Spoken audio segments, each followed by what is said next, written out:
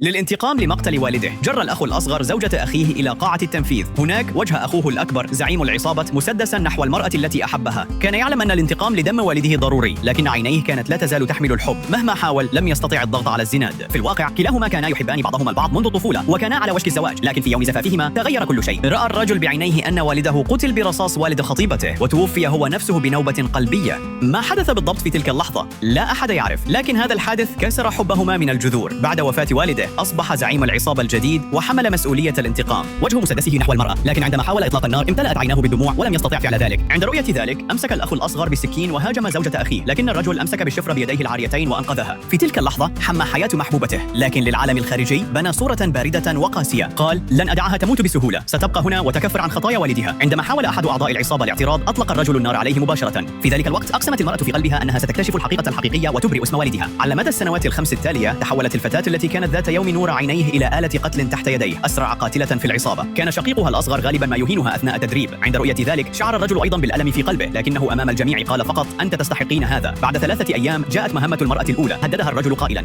إذا فشلت سأقوم بنزع أنبوب الأكسجين عن والدتك. كان دائما يتظاهر أمام المرأة بأنه يكرهها، حتى أن أنفاسها كانت تثير اشمئزازه، لكن في الحقيقة كان قلبه لا يزال ينبض لها. عندما ذهبت المرأة في مهمتها الأولى قتلت خائنا أمام الجميع. صدم الجميع، ولكن بعد المهمة عندما ذهبت إلى المكان المحدد لم يأتي خطيبها ليأخذها. عند رؤية ذلك شعرت المرأة أن الرجل قد خانها، لكن في الحقيقة كانت هذه خطة الأخ الأصغر. في تلك اللحظة وصل الأعداء يبحثون عنها وبدأت تقاتلهم وحدها، لكن أحدهم ألقى عليها مسحوقا ساما وبدأت تفقد وعيها. في هذه الأثناء عندما اكتشف الخطيب أن أخاه لم يذهب وفقا للخطة ليأخذها غضب واندفع لإنقاذها. على الجانب الآخر كانت المرأة قد قبلت هزيمتها واستعدت للموت بسلام وهي تتذكر سعادتها الماضية، ولكن في تلك اللحظة وصل خطيبها وقتل الأعداء واحدا تلو الآخر. كانت الفتاة متفاجئة، أولا تركها، والآن لماذا ينقذها؟ لكن الرجل بقي صامتا لأنه أرادها أن تكرهه لا أن تحبه. في المنزل عندما حاولت أن تسأله عن الحقيقة تذكر وفاة والده، وبدون أن يقول كلمة ألقاها في حوض الاستحمام وذهب بعيدا.